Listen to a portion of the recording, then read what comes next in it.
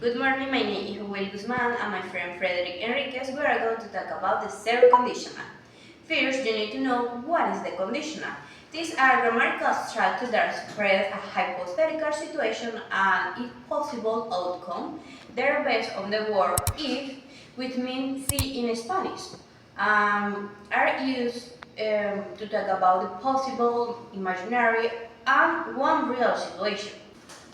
The third conditional is used to talk about a general and universal fact, situations that are always true under certain conditions.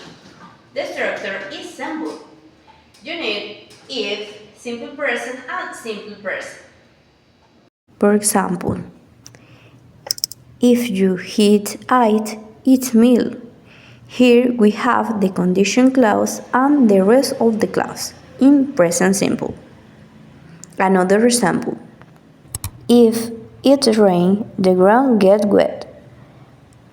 Here we have the condition clause in present simple and the rest of the clause in present simple.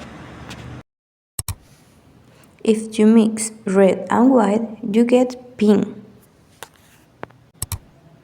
If you mix red and blue, you get purple. So we know that the simple present is key. The structure of the zero conditional is always based on the simple present in both parts of the sentence. The order of the zero conditional can change by swapping the position of the conditional clause, the one that starts with if, and the result clause. So when this happens, the result clause comes first and the conditional clause comes second. But it is important to remove the comma that separates both sentences. Well, the comma disappears when the order is inverted.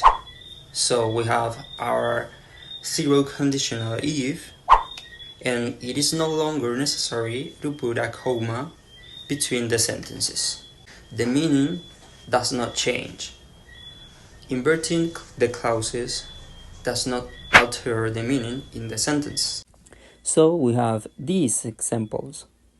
If you mix blue and yellow, you get green. And you get green if you mix blue and yellow.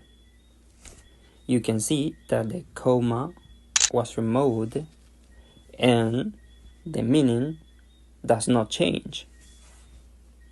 Because if you mix blue and yellow, you get green. So you get green if you mix blue and yellow. Using when with the zero conditional. So you can use when instead of if, because both conjunctions refer to general facts that are always true. Using when emphasizes that the action occurs at the specific time and the consequence is always the same. Well, we can say, if I mix black and white, I get gray.